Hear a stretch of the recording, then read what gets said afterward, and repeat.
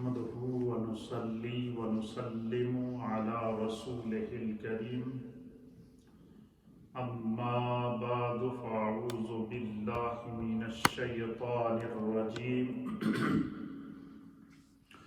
بسم الله الرحمن الرحيم وعلمك ما لم تكن تعلم وكان فضل الله عليك عظيما وقال في مقام آخر الرحمن علم القرآن صدق الله مولانا العظيم وصدق رسوله النبي الأمين الكريم إن الله وملائكته يصلون على النبي يا أيها الذين آمنوا صلوا عليه وسلموا تسليما اللهم صل وسلم على سيد الأنبياء والمرسلين وعلى آله الطيبين وأصحابه الطاهرين أجمعين الصلاة والسلام عليك يا سيدي يا رسول الله وعلى آلك وأصحابك يا سيدي يا حبيب الله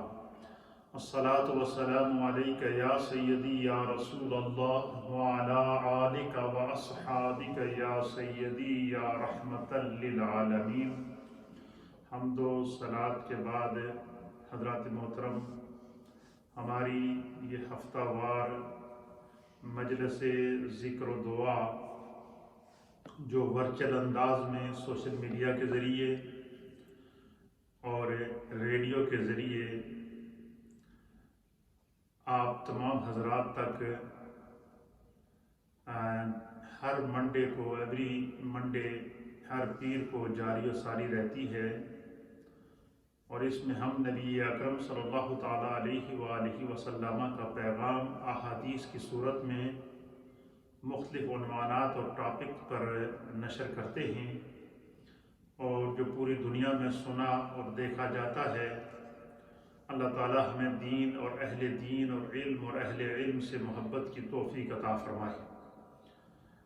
قبل اس کے کہ میں اپنی گفتگو کا آغاز کروں، چونکہ یہ محفل ذکر ہوتی ہے اور اللہ کے ذکر کی اہمیت اور فضیلت اور اللہ کے ذکر کی طرف آپ کی توجہ کو مبذول کرانے کے لیے میں جو ہے وہ آپ کو لیے چلوں گا۔ پہلے ایک حمد کی صورت میں اور نعت کی صورت میں چند کلمات جو اللہ کے ذکر کے حوالے سے بیان کیے گئے ہیں ان کو سنتے ہیں، اور پھر انشاءاللہ میں اپنی گفتگو کا آغاز کروں گا۔ پھر انشاءاللہ ذکر ہوگا، دعا ہوگی، اور جو آپ نے اپنے اپنے گھروں میں بیٹھ کر خواتین و احباب نے، علماء نے، اس کے علاوہ تمام ہماری مسجد کے نمازیوں نے جو آپ نے قرآن کریم پڑھے ہیں، سورتیں پڑھی ہیں، آیات پڑھی ہیں، تسبیحات و تحلیلات پڑھی ہیں، اور اس کو آپ اس دوران پڑھتے بھی رہیں۔ انشاءاللہ جب دعا ہوگی تو دعا میں آپ کو شامل کریں گے۔ آئیے پہلے ایک کلام سنتے ہیں جو ذکر الہی کے حوالے سے ہے۔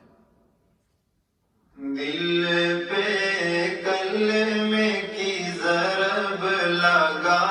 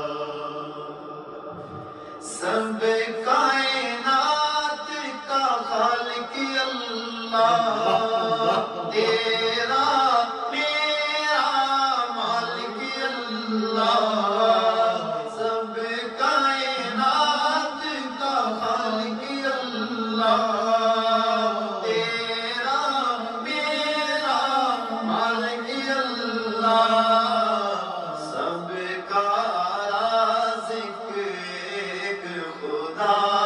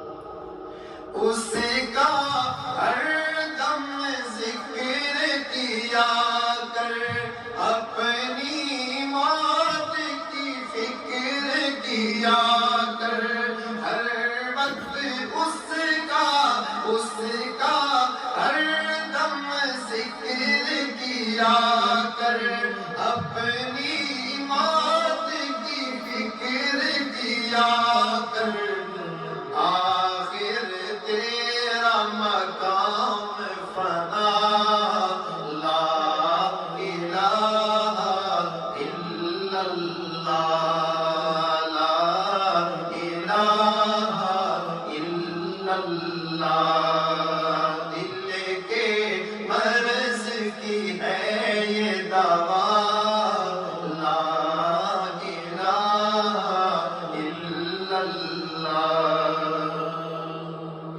ذکر تو صبح ہو شام کیا کر ہر وقت اس کا نام لیا کر ذکر تو صبح ہو شام کیا کر ہر وقت اس کا نام لیا کر سبحان اللہ و بحمدہ سبحان اللہ العظیم۔ حضرات محترم، جیسا کہ آپ کے علم میں ہے، آج ہم جس ابتلا آزمائش کے دور سے گزر رہے ہیں، ہر شخص پریشان ہے، ہر گھر میں مشکلات ہیں، بیماریاں اپنے عروج پر ہیں، اور اسپیشلی یہ جو کرونا وائرس کی آزمائش ہے، اس نے بہت سارے گھروں کو ویران کر دیا ہے، بہت سارے خاندانوں کے اندر غم کی لہر دوڑا دی ہے۔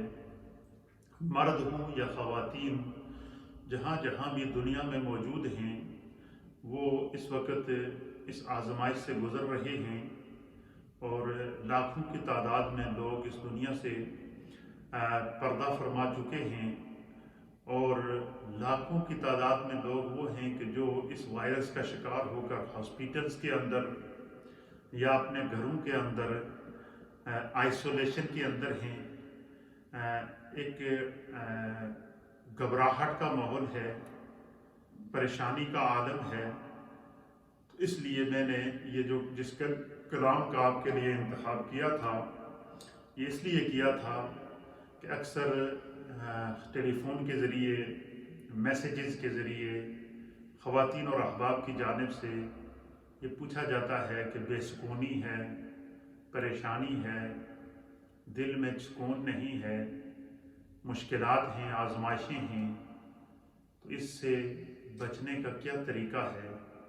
تو اللہ رب العالمین نے قرآن حکیم فرقان مجید میں فرمایا، الا بذکر اللہ تطمئن القلوب، کہ اللہ کے ذکر سے دلوں سے اس کا اطمینان حاصل کرو۔ اللہ کے ذکر سے دلوں کو اطمینان ملتا ہے۔ آج کون شخص ہے جو سکون کی تلاش میں نہیں ہے؟ اس لیے ہم اپنے رب کی یاد سے غافل ہو چکے ہیں، ہمارے دل سیاہ ہو چکے ہیں، ہم علم کی اور اہل علم کی باتوں کو سننے کے لیے تیار نہیں ہیں۔ لیکن یہ آزمائش جو پوری امت پر آئی ہے، یہ ایک ایسی آزمائش ہے کہ اس آزمائش سے ہمیں بیماریوں سے تو گزرنا پڑا، ہمیں اپنے پیاروں کو اپنے ہاتھوں سے دفن تو کرنا پڑا، لیکن اس کے باوجود ہماری عبادات کے اندر بھی خلل پیدا ہوا۔ ہماری مسجدیں بند ہو گئیں، ہماری نمازیں اجتماعی طور پر عبادت کے لیے جو تھا اس میں خلل پڑا، ہمارے حج میں خلل پڑا، حج اس دفعہ امت نہ کر پائی، عمرے کے لیے لوگ بےتاب ہیں، در رسول پر جانے کے لیے امت تڑپ رہی ہے، لیکن اس آزمائش نے انسانیت کو گھیرا ہوا ہے۔ لیکن ہر چیز کا ایک حل ہے، اور وہ حل یہ ہے کہ انسان ہر مشکل سے، ہر آسانی سے، ہر عروج سے سیکھتا ہے۔ ہمیں سیکھنا ہے۔ ہمارے دل سخت ہو چکے ہیں، ہمارے اندر احساس ختم ہو رہا ہے، اور ہم دن بدن دین سے دور ہوتے جا رہے ہیں۔ اتنی آزمائش سے گزرنے کے بعد بھی اگر ہمارے دل نہ پگھلیں، ہمارے اندر خوف خدا پیدا نہ ہو، ہم آدھی رات کو اٹھ کر رات کی تنہائی میں मसल्ले पे बैठ कर नमाज तहज्जुद अदा करके अगर तन्हाई में गिड़गिड़ा कर 2 आंसू उस रब की बारगाह में बहा कर दुआ मांगे तो अल्लाह की रहमत इंसान को उस वक्त ऐसी नवाजती है कि आवाज़ें दे रही होती है। और फिर एक हदीस के मुताबिक अल्लाह के हबीब अलैहिस्सलातु वस्सलाम ने फरमाया कि जिस शख्स के अंदर खशियत इलाही पैदा हो जाए, खौफ खुदा पैदा हो जाए, एहसास पैदा हो जाए, अपने गुनाहों को पर इंसान नादिम हो जाए, शर्मिंदा हो जाए और अपने गुनाहों का इकरार करे अल्लाह की बारगाह में और सच्चे दिल से रब की बारगाह में तौबा और इस्तिग़फ़ार करे, आंसू बहाए, गिड़गिड़ा कर अपने रब की बारगाह में दुआ करे और आइंदा वो गुनाह न करने की पक्का इरादा करे अपने रब की बारगाह के अंदर, तो अल्लाह के हबीब अलैहिस्सलातु वस्सलाम ने फरमाया कि खौफ खुदा से जो इंसान की आंख से आंसू बहता है, उस आंसू की अल्लाह की बारगाह में इतनी बड़ी कीमत है कि हुजूर ने फरमाया कि वो आंसू ज़मीन पर गिरने से पहले जो इंसान के साथ फरिश्ते होते हैं, वो फरिश्ते उन आंसुओं को उठा लेते हैं। उठाकर इंसान का वो आंसू फरिश्ते अल्लाह की बारगाह में ले जाते हैं और रब की बारगाह में अर्ज करते हैं कि या बारे इला, ये तेरा फला बंदा है, तेरे खौफ की वजह से, जहन्नम के अजाब के खौफ की वजह से, अजाब कब्र के खौफ की वजह से, अपने गुनाहों पर निदामत की वजह से, अपने दिल में एहसास पैदा होने की वजह से, रब करीम ये तेरा बंदा रात की तन्हाई में उठकर आंसू बहा रहा था और आंसू बहाते हुए सच्चे दिल से तौबा कर रहा था और इसका ये आंसू ज़मीन पर गिरने से पहले हम तेरी बारगाह में ले आए हैं। तो अल्लाह के हबीब फरमाते हैं कि उस शख्स के उस आंसू को अल्लाह की बारगाह में पेश किया जाएगा। अल्लाह फरिश्तों से फरमाएगा कि इस मेरे बंदे के आंसू को नूरानी बर्तन के अंदर लपेट कर जन्नत के अंदर रख दो। इस मेरे बंदे का आंसू इसको संभाल कर रखो, ये जब क़यामत में हिसाब व किताब देने के लिए आएगा, ये इसका आंसू इसको जहन्नम की आग से बचाएगा। फिर इसी हदीस के अंदर नबी पाक फरमाते हैं कि जब बंदे का इंतकाल हो जाता है, बंदा दुनिया से चला जाता है, मैदान महशर लगता है, इंसान के गुनाहों का हिसाब होता है। अल्लाहु अकबर।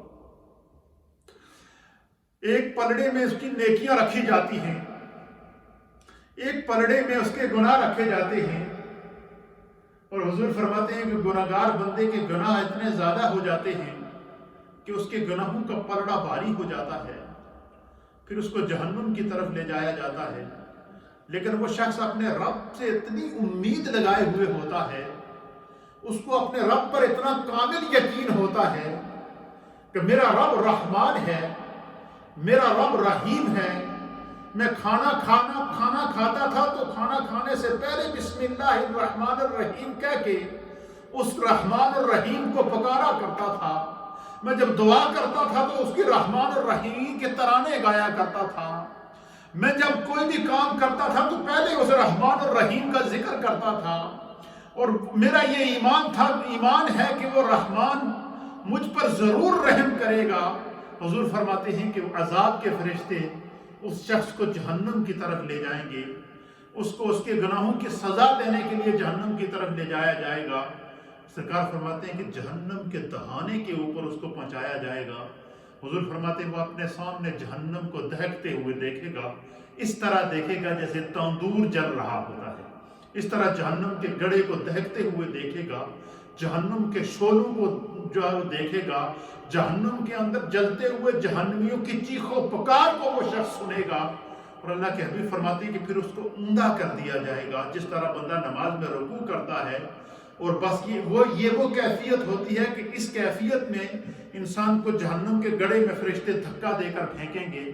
فرمایا کہ اس لمحے جب وہ جہنم کے دہانے پر کھڑا ہو کر اس کو جہنم میں پھینکنے کے لیے اوندا کر دیا جائے گا, اللہ کے حبیب فرماتے ہیں کہ ایک فرشتہ آئے گا, اس کے ہاتھ میں ایک نورانی برتن ہوگا اور وہ اس برتن سے نور نکالے گا اور اس نور کو اس کے سامنے جو جہنم کی آگ جل رہی ہوگی اس پر چھڑکے گا. اس طرح چھڑکے گا جیسے پانی کا چھڑکاؤ کرتے ہیں. اس کے سامنے سے جہنم کی آگ بجھ جائے گی اور اسے کہا جائے گا کہ اس شخص کو واپس لے آؤ. اللہ نے اس کی بخشش کر دی ہے کیونکہ یہ اپنے رب رحمان اور رحیم سے بڑی امید لگائے ہوئے ہیں. تو وہ شخص عرض کرے گا کہ یہ کیا چیز تھی, یہ کیسا نور تھا جس نے میرے سامنے سے جہنم کی تپش کو بجھا دیا, جہنم کی آگ کو بجھا دیا. تو اللہ کے حبیب فرماتے ہیں کہ اسے بتایا جائے گا کہ اے اللہ کے بندے, اللہ کی طرف سے اسے پیغام آئے گا کہ اے میرے بندے, یہ تیری آنکھ کا وہ آنسو ہے جو تو نے اللہ کے خوف سے دنیا میں بہایا تھا, اور آج تمہارا یہ آنسو تمہارے لیے جہنم کی آگ کو بجھا رہا ہے. اس لیے میرے دوستوں, میرے بزرگوں, میری مائیں, میری بہنیں جو اس وقت مجھے ریڈیو کے ذریعے اور سوشل میڈیا کے ذریعے سن اور دیکھ رہی ہیں, من حیث المجموعی ہمارے دل سخت ہیں, ہم مشکل میں ہیں, آزمائشوں سے گزر رہے ہیں. اور پھر سب سے بڑی آزمائش اس وقت ہمارے اوپر جو ہے کہ ہمارے جہاں اور مخلوق خدا دنیا سے جا رہی ہے, دور حاضر کے بڑے بڑے ائمہ, بڑے بڑے علماء, بڑے بڑے مشائخ وہ اس دنیا سے داغ مفارقت دے رہے ہیں. تو میں سوچ رہا تھا کہ اس پورے 1 مہینے, 1.5 مہینے, 2 مہینے, 3 مہینے کے اندر, اور بالخصوص یہ جو 2020 کا سال جو امت پہ گزرا ہے, اس کو ہمارے علماء نے عام الحزن قرار دیا. یہ غم کا سال ہے, اس میں بے شمار انسانوں کی ہم نے موتیں دیکھی ہیں, بے شمار لوگوں کو تڑپتے ہوئے مرتے ہوئے دیکھا ہے, بے شمار لوگوں کو ایسے وائرس لاحق ہوئے ہیں کہ لا علاج ہو گئے, بے بس ہو گئے, اور ایسی بیماری کے ڈاکٹر بھی اس سے مر رہے ہیں, مریض بھی مر رہے ہیں, علماء بھی جا رہے ہیں, مشائخ بھی جا رہے ہیں. ایک عجیب کیفیت ہے. تو ایسی کیفیت میں ہمیں رجوع اللہ کی ضرورت ہے, اپنے گناہوں سے سچی توبہ کی ضرورت ہے, استغفار کی ضرورت ہے, اور ایسی توبہ کی ضرورت ہے کہ انسان جس گناہ سے توبہ کر لے دوبارہ اس گناہ کو نہ کرنے کا ارادہ کرے. تو میں سوچ رہا تھا کہ کیا وجہ ہے, اتنے بڑے بڑے دور حاضر کے علماء اور ائمہ اکٹھے جا رہے ہیں. ایک ہفتے کے اندر میں آپ کو بتاؤں, یہ جو تقریباً 3 مہینے کا عرصہ ہے, اس 3 مہینے کے عرصے کے اندر جو بڑی بڑی شخصیات, جو اہل علم اور روحانیت کے بڑے بڑے مقتدا تھے, جو اس دنیا سے پردہ فرما گئے, جن کے جنازوں کے اندر لاکھوں اور ہزاروں میں لوگوں نے شرکت کی ہے. اس میں آپ نے حضرت قبلہ پیر صاحب گولرا شریف فضل اللہ جی کا آپ نے جنازہ دیکھا, آپ نے یوسف المشائخ پیر طریقت حضرت پیر سید کبیر علی شاہ صاحب چوراہی رحمۃ اللہ علیہ کا جنازہ دیکھا, آپ نے امیر المجاہدین کشتہ عشق مصطفیٰ علامہ خادم حسین رضوی رحمۃ اللہ علیہ کا جنازہ, جس میں 70 لاکھ سے زائد لوگوں نے شرکت کی ہے, وہ منظر دیکھا. آپ نے کراچی میں استاذ العلماء حضرت علامہ مفتی جمیل احمد نعیمی رحمۃ اللہ علیہ کو دنیا سے رخصت ہوتے ہوئے دیکھا. حضرت علامہ مفتی محمد عبد الحلیم صاحب صدیقی رحمۃ اللہ علیہ کا کراچی کے اندر وصال ہوا. شیخ الحدیث و تفسیر سیدی و استاذی حضرت علامہ مفتی محمد حیات خان صاحب قادری گزشتہ روز میرے استاد محترم ان کا انتقال ہوا. اسی طریقے سے حضرت علامہ پیر سید احمد حسین شاہ صاحب ترمذی آپ کا انتقال ہوا. اسی طریقے سے دیگر بڑے بڑے علماء, آج بھی ایک کراچی کے اندر ایک عالم دین مسلک دیوبند کے بڑے عالم شیخ الحدیث مولانا زربلی خان کا انتقال ہوا. اس طریقے سے بڑے بڑے علماء اہل علم اس دنیا سے اٹھ رہے ہیں، اس کی وجہ کیا ہے؟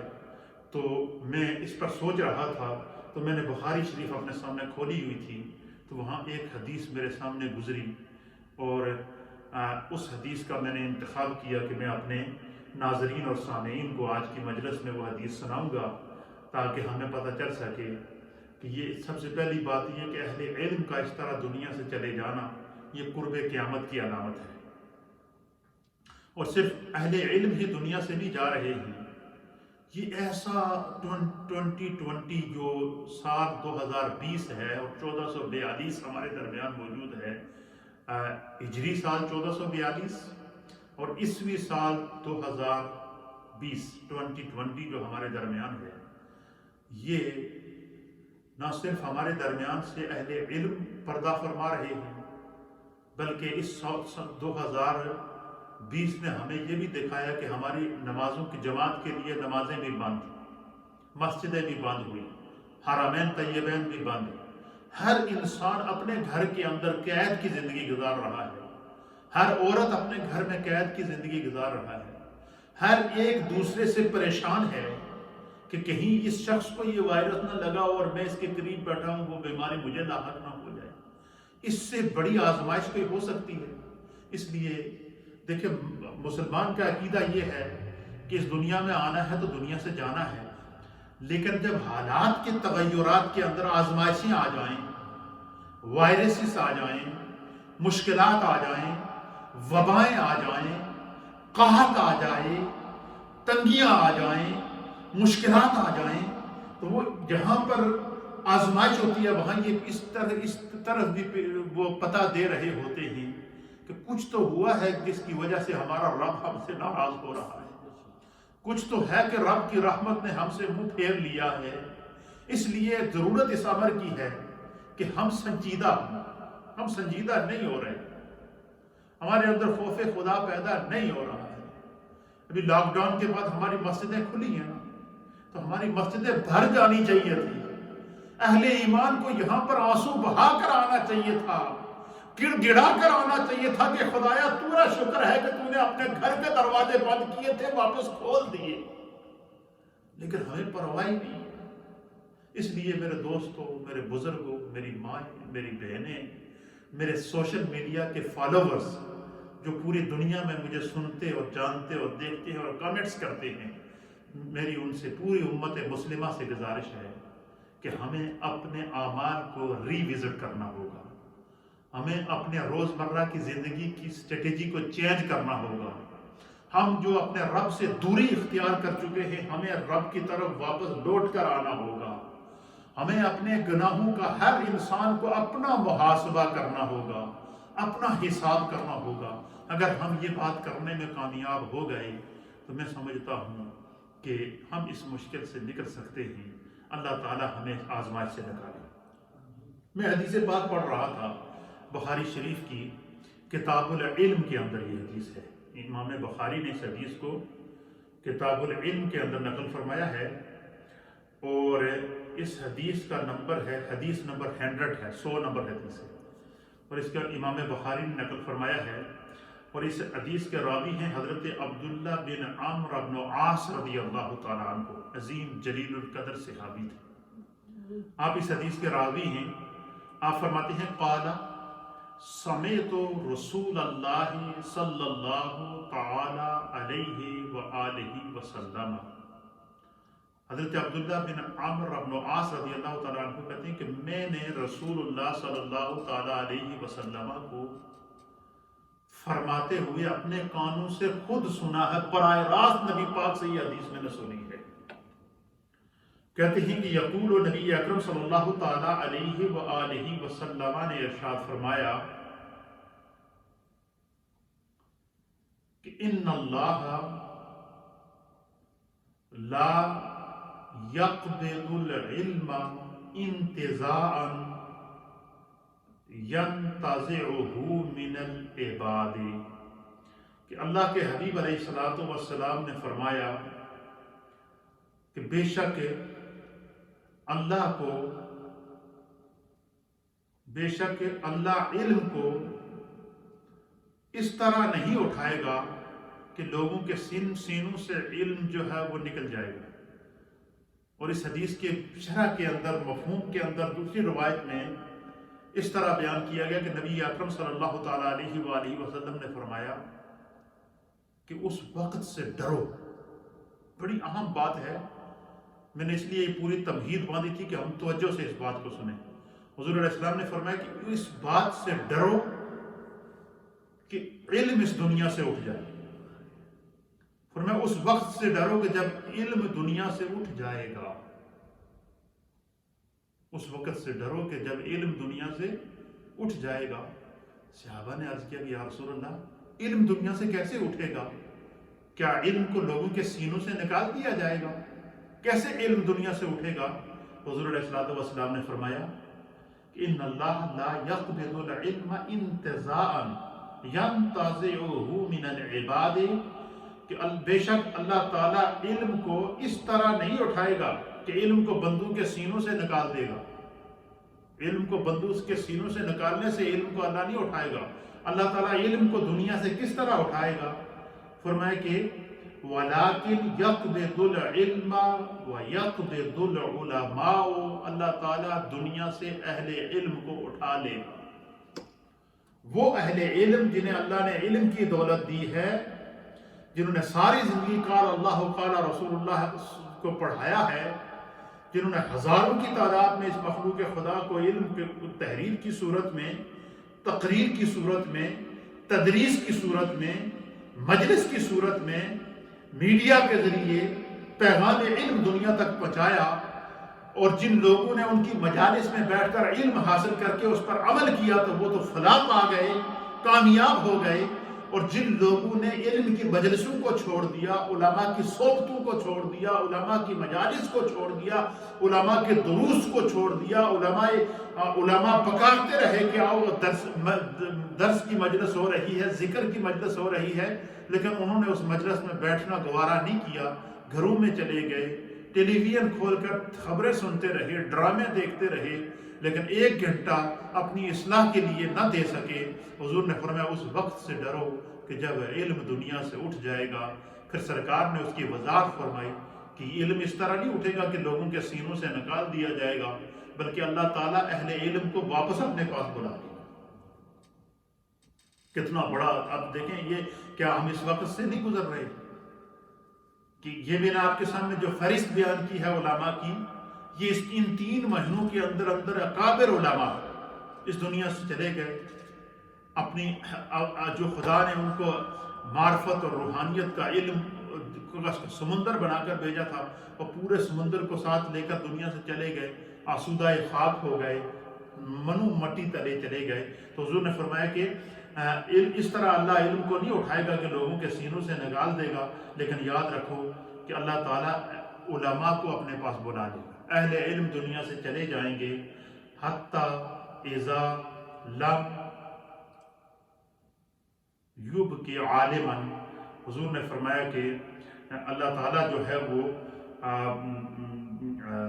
دنیا سے اہل علم کو جب اٹھائے گا، حتیٰ کہ جب وہ کسی عالم کو باقی نہیں۔ پھر ایک ایسا زمانہ آئے گا کہ جس طرح علماء دنیا سے اٹھ رہے ہیں، حضور نے فرمایا اہل علم دنیا سے اٹھتے جائیں گے، اٹھتے جائیں گے، اٹھتے جائیں گے، اٹھتے جائیں گے، حتیٰ لم یبقی عالما، حتیٰ کہ اس زمین پر پھر کوئی عالم نہیں رہے گا۔ کیا ہوگا؟ اس زمین پر کوئی عالم نہیں رہے گا۔ تو حضور نے فرمایا کہ اتخذ الناس رؤوسا جہلاء، حضور نے فرمایا جہالا، حضور علیہ السلام نے فرمایا کہ جب علماء دنیا سے چلے جائیں گے، اہل علم کو اللہ اپنے پاس بلا لے گا، تو لوگ کیا کریں گے؟ جاہلوں کو اپنا سردار بنا لیں گے، جاہلوں کو اپنا سربراہ بنا لیں گے، جن کے پاس علم نہیں ہے ان کو آگے لے کر آ جائیں گے، اور ان کو اپنا سربراہ بنا کے فاسألوا، ان جہالا سے لوگ سوال کریں گے، ان سے مسئلے پوچھیں گے، اور فافتوا بغیر علم، اور وہ جہالا، وہ بغیر علم کے، وہ علم سے کورے لوگ، وہ کیا کریں گے؟ لوگوں کو بغیر علم کے فتوے دیں گے کیا کریں گے؟ یعنی جاہل کو لوگ امام بنا لیں گے. اس کا آسان ترجمہ آپ کو بتا دوں. جاہل کو لوگ اپنا امام بنا لیں گے اور پھر اس سے فتوے پوچھیں گے, اس سے مسئلے پوچھیں گے. فرمایا کہ جب اس کو خود علم نہیں ہوگا تو وہ لوگوں کو جب غلط فتوے دے گا تو پھر کیا ہوگا؟ حضور علیہ السلام نے فرمایا فَضَلُّوا وَأَضَلُّوا, وہ خود بھی گمراہ ہوگا اور جو ان سے مسئلہ پوچھیں گے وہ بھی گمراہ ہوں گے. اس لیے اس حدیث کے اندر نبی اکرم صلی اللہ تعالیٰ علیہ وسلم نے فرمایا کہ اس وقت سے ڈرو کہ جب علم دنیا سے اٹھ جائے. اور علم کیسے دنیا سے اٹھے گا؟ حضور نے فرمایا کہ علم کو لوگوں کے سینوں سے نہیں نکالا جائے گا بلکہ علماء کو اللہ دنیا سے اٹھا لے گا.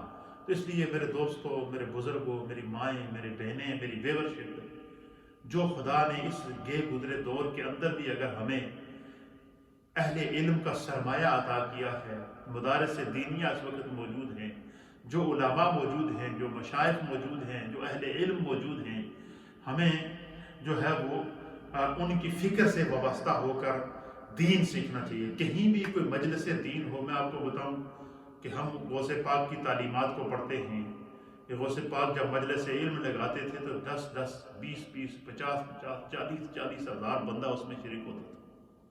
دور دراز سے علماء اور محدثین آتے تھے. میں اسی بخاری شریف کی شرح کے اندر ایک پڑھ رہا تھا کہ نبی پاک صلی اللہ علیہ وسلم کے ایک صحابی حضرت جابر رضی اللہ تعالیٰ عنہ,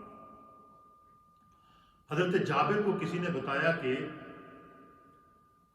مصر سے آگے کوئی علاقہ ہے شام کے اندر, اس علاقے میں نبی پاک صلی اللہ علیہ وسلم کا ایک صحابی رہتے ہیں جن کے پاس نبی پاک صلی اللہ علیہ وسلم کی ایک حدیث ہے, اور وہ حدیث ہے کہ جو انہوں نے براہ راست خود حضور علیہ السلام سے سنی ہے.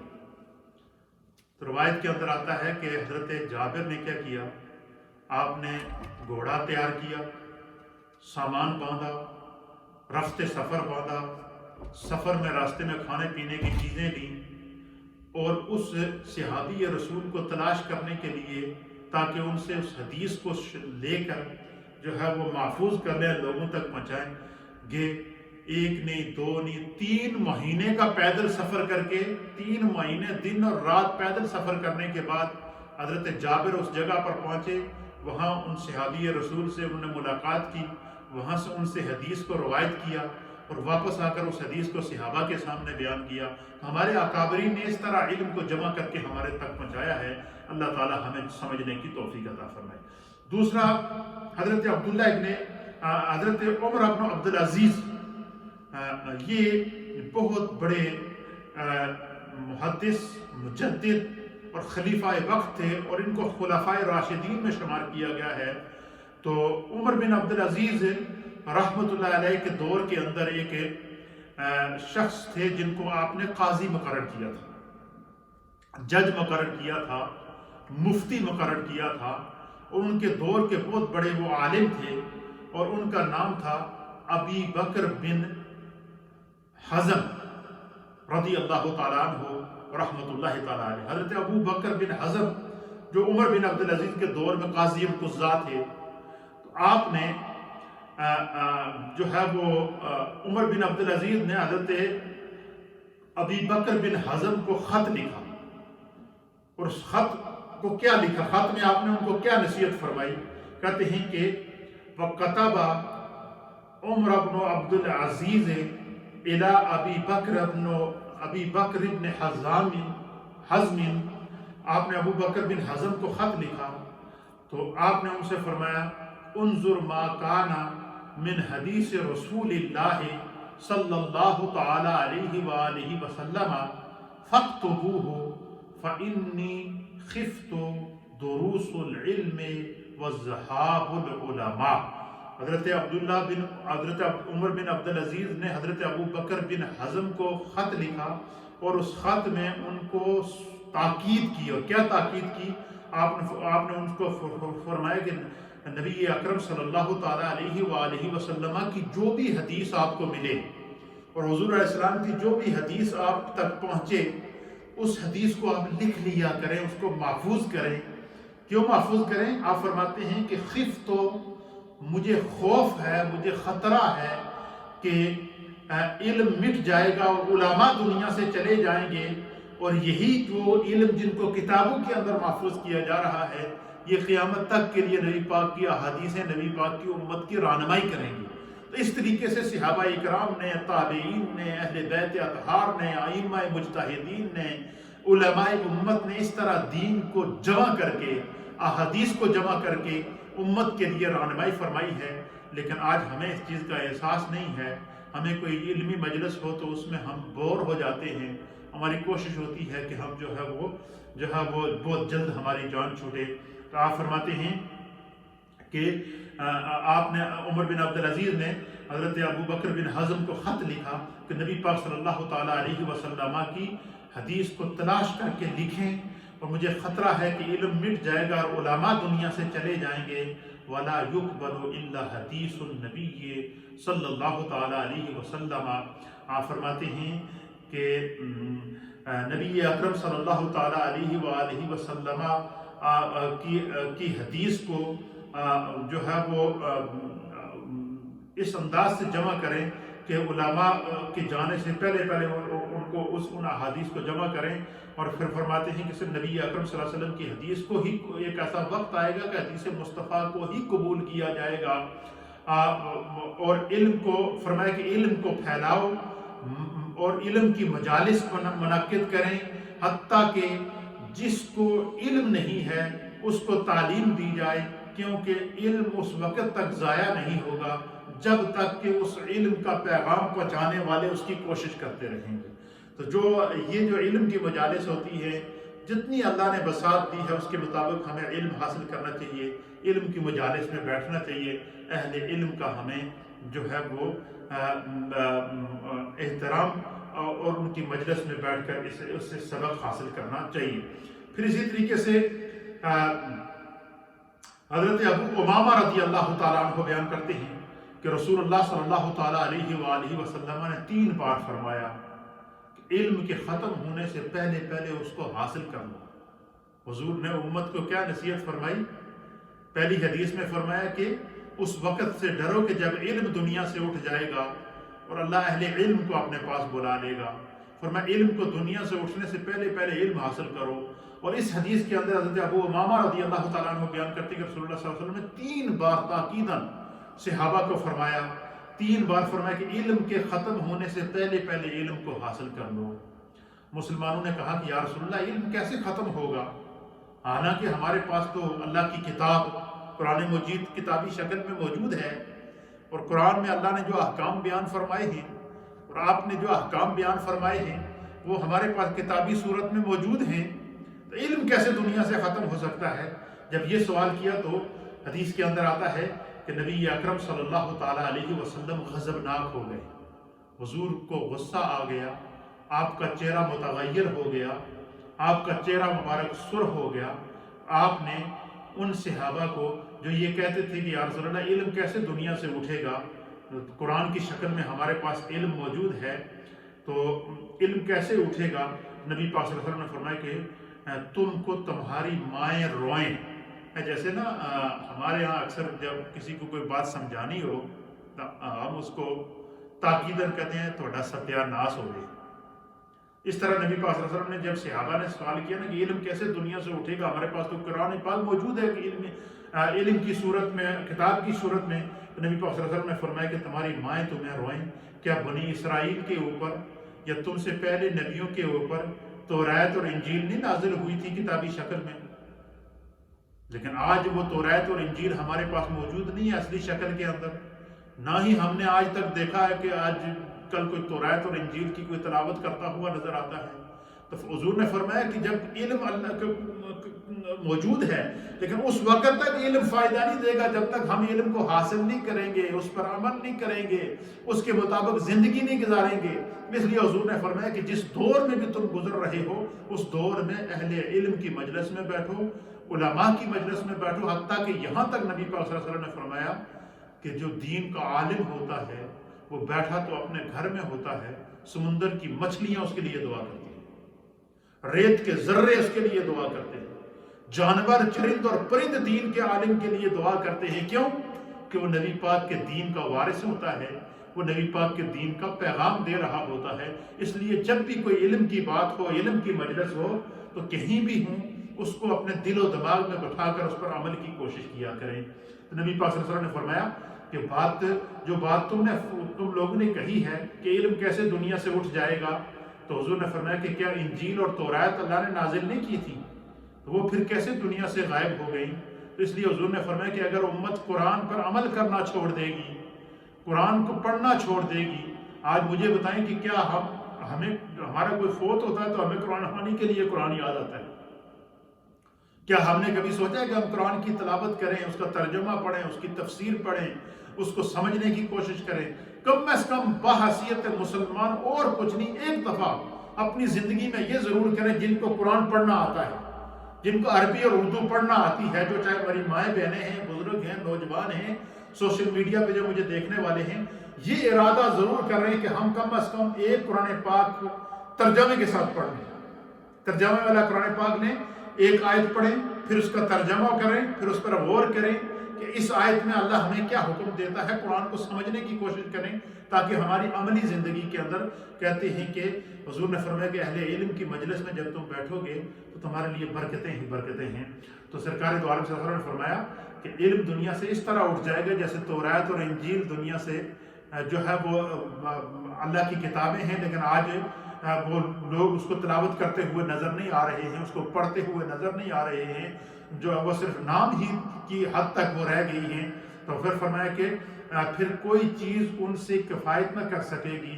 آپ نے 3 مرتبہ یہ جملہ فرمایا کہ بے شک حاملین علم کے اٹھ جانے سے پہلے علم حاصل کرو، یعنی جنہیں اللہ نے علم کی دولت دی ہے ان کی مجلس میں بیٹھو، ان کی باتیں سنو، ان سے سوال کرو، ان سے دین سیکھو۔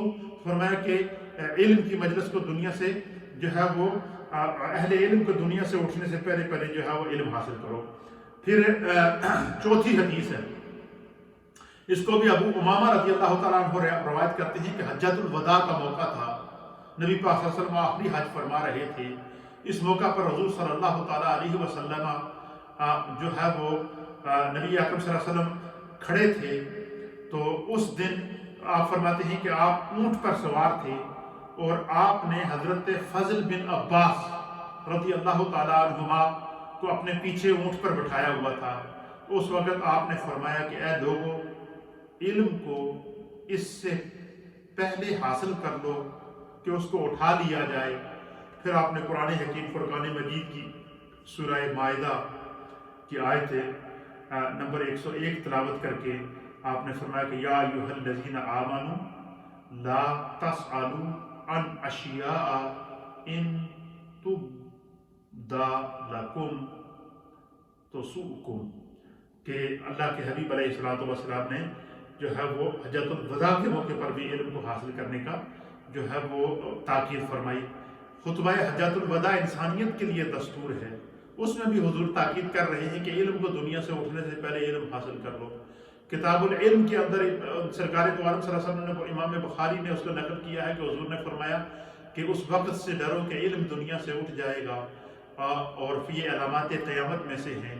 اس لیے آج ہم جس دور سے گزر رہے ہیں یہ پورا شوق دور ہے، اس دور میں ہمیں علم کی مجالس کی ضرورت ہے، ہمیں دین کی طرف آنا پڑے گا، دین کو سیکھنا پڑے گا، اپنے گھروں میں برکت لانی پڑے گی، اپنے معاشرے میں برکت لانی پڑے گی، اپنی صحبتوں میں برکت لانی پڑے گی۔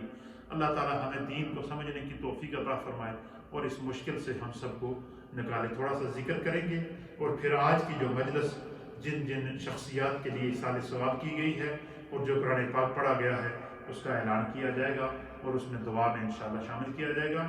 آج کی خصوصی مجلس ہے، یہ ہمارے حاجی شوکت صاحب کے گھر سے خالہ کنیز صاحبہ، آج ان کی والدہ کی برسی ہے، تو انہوں نے اپنی والدہ کی برسی کے ایصال ثواب کے لیے ان کے ختم کا اہتمام کیا ہے اور 2 قرآن حکیم پڑھے ہیں، 25 مرتبہ سورہ یاسین شریف پڑھی ہے، 25 مرتبہ سورہ ملک شریف پڑھی ہے، 50 پاؤنڈ انہوں نے مسجد کی خدمت کی ہے اپنی والدہ کے ایصال ثواب کے لیے۔ اسی طریقے سے گزشتہ روز میرے استاد محترم شیخ الحدیث و تفسیر حیات ملت استاذ العلماء حضرت علامہ مفتی محمد حیات خان صاحب قادری اور جن جن علماء اور مشائخ کا میں نے لسٹ میں نام لیا ہے ان سب کو ایصال ثواب کیا جائے گا۔ جو آپ نے گھروں میں پڑھا ہوا ہے وہ مجھے آپ مل کر دیں، تھوڑا سا ذکر اور پھر دعا کرتے ہیں۔ بسم اللہ اللہم صلی علی نبینا